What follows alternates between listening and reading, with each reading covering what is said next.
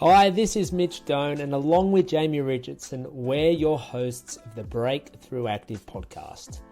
We aim to deep dive into health and fitness that will help bring you a better understanding of topics that are of interest to you and can help you on your own journey.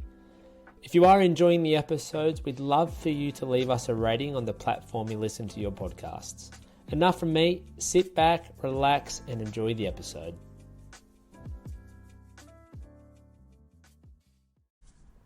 Hello everyone, this is Mitch again from the Break-Thru Active podcast.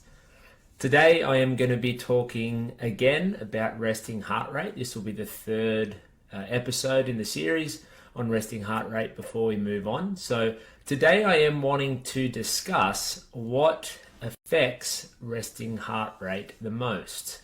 So we have identified four things that have affected myself in the last couple of years when been tracking my resting heart rate. So as much as we do like to use research, I feel like sort of supplying and identifying things that have happened to me is really powerful, because then I know that it is to be true, as opposed to just looking at research and finding all my information that way. But there is some research to back up these things here, so I'm not a complete hypochondriac in this respect. So four things that affect and impact resting heart rate. The first one, and probably the most important, is sleep.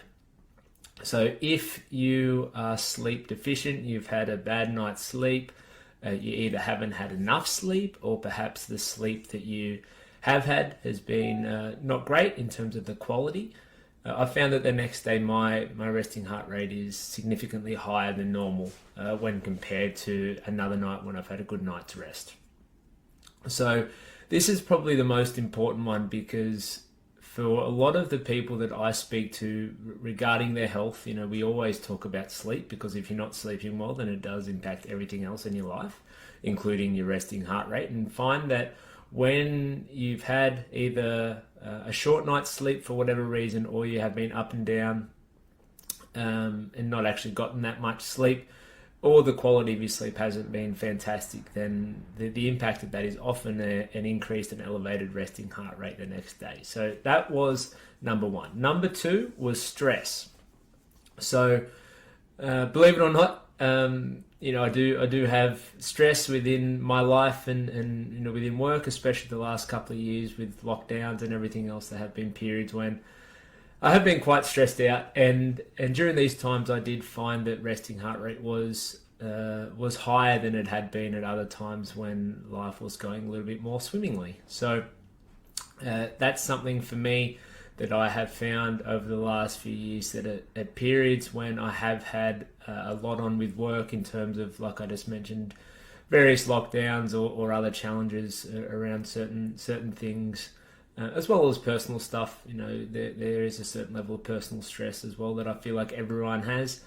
My resting heart rate has increased as a result of that. And the reason I can tell that it was due to that, because all the other aspects of my life were remaining the same. So a few of the other things that I'll discuss here in a moment were all even keeled. I was sleeping well, but the one thing that stood out was the fact that I was stressed out. So this can also come back to exercise stress as well. So if you are someone who is training a lot, maybe doing some extra curricular stuff and going for some runs or bike rides or something like that, that's also stress on the body. And I've had periods of time where I've been training really hard and probably too much, to the point where I wasn't recovering very well, and a big part of recovery is resting heart rate, and have found that in those periods as well that was quite high. So you've got your emotional stress and then you've got your physical stress, and have found that both of those have impacted me over the last few years in different ways as it relates to my resting heart rate. The third one, which is something I have discussed a little bit here previously, is food as it pertains to proximity to bedtime. So for me personally, I've found that when I am eating a late dinner, or maybe I am just eating a late dessert, and then I am in bed within the next 30, 60, 90 minutes. I have a hard time not only getting to sleep but staying asleep because my body is simply just digesting that last meal that I had. And I have found that the next day that my resting heart rate and recovery are affected as a result of that. So it can either be when I am eating food close to bed, or if I have a really large meal a little bit earlier in the night at say 6 or 7 o'clock, I do see a change in that heart rate the following day because I feel like my body is still processing and digesting that large meal, or if it is closer to bed, digesting that meal as I am trying to sleep. So this is something that is, it sounds quite obvious that, we want to eat something lighter a little bit earlier in the evening so we do sleep better, but I have found for me that it has definitely impacted things, and I do my very best to eat dinner a little bit earlier on in the evening, and when I do that, try to have something a little bit smaller, which means that throughout the day and earlier in the day I'm eating my larger meals so I can ensure that I sleep better. And then the last one, which I have spoken about in some pretty good detail here, is alcohol.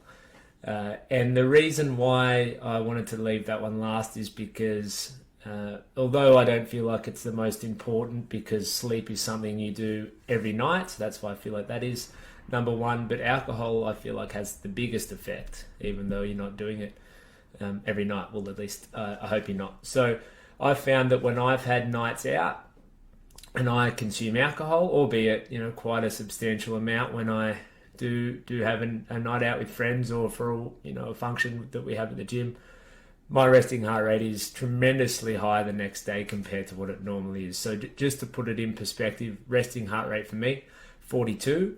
And after a night out, I normally, wake up in the morning to check it, and it's somewhere between 55 and 60. So that is 30 to 40% higher than it normally is. Alcohol is a toxin, and our body is trying its best to get rid of that toxin out of the body. And to do so, your heart just has to work a hell of a lot harder to try to get rid of things. So it's working absolutely overtime to get rid of those toxins out of your body. With alcohol normally comes dehydration and lack of sleep and all those other things too, especially if you've had a late night. So it's not just the alcohol, it's all the lifestyle effects that come with it. Quite often you have a late meal too, which I just mentioned then hasn't been great for me too. So it's a factor of a few things, but it all stems from alcohol, and then the other choices that you make and the other lifestyle effects that come from consuming alcohol. So they're the four.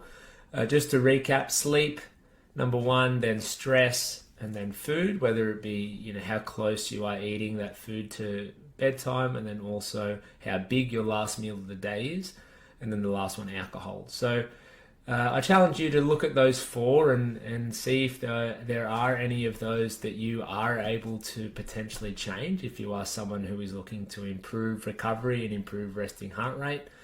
And there might be one more so than the others that you can change straight away, or at least have a little bit more, attention that you give to it, because find that where our attention goes, our energy flows, as they say.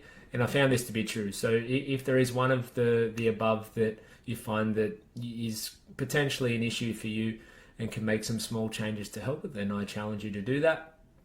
But just wanted to put my perspective out as to what I have seen in the past has affected my resting heart rate, and feel like for some of you guys it would be the same. So thanks for listening. I hope it helps, and I'll talk to you guys on the next one.